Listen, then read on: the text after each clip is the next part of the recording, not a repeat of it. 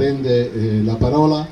il generale Alessandro Guarisco, già comandante dell'11° Reggimento Bersaglieri in Iraq.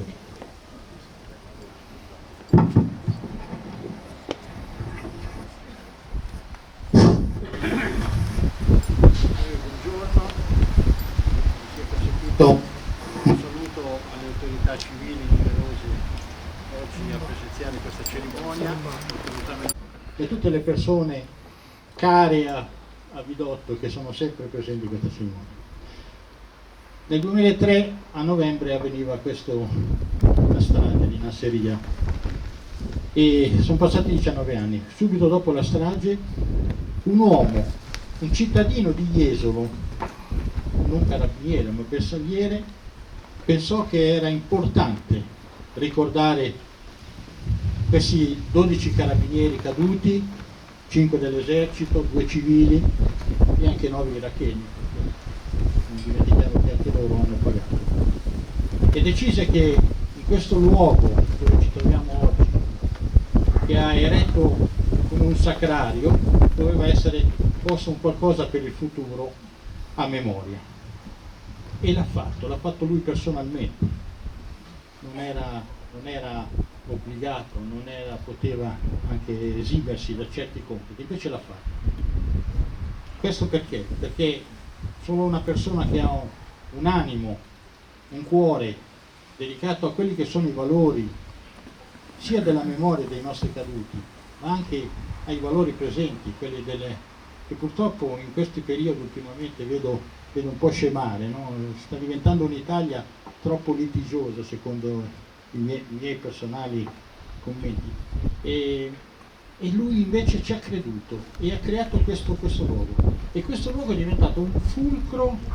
per tutti coloro che credono a questi valori, non solo quelli in armi, che lo sappiamo, ma anche chi non è più in armi o personale civile che magari può anche non aver prestato servizio militare, ma che reputa che sia importante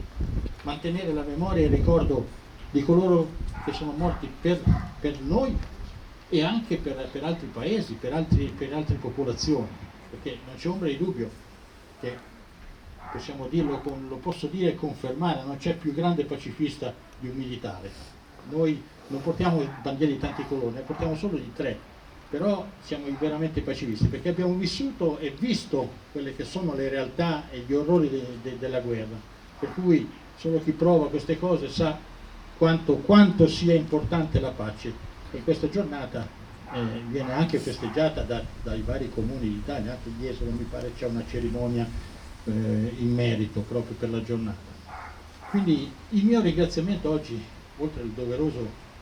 omaggio che ha fatto ai caduti e quindi il momento del ricordo, io voglio fare un ringraziamento a Franco, perché nella vita quotidiana noi poi ci perdiamo in queste cose, no? Pensiamo ai problemi del giorno, no? Ultimamente le bollette, però pensiamo a tante cose e bisogna ogni tanto rigenerare questi sentimenti, questa spiritualità,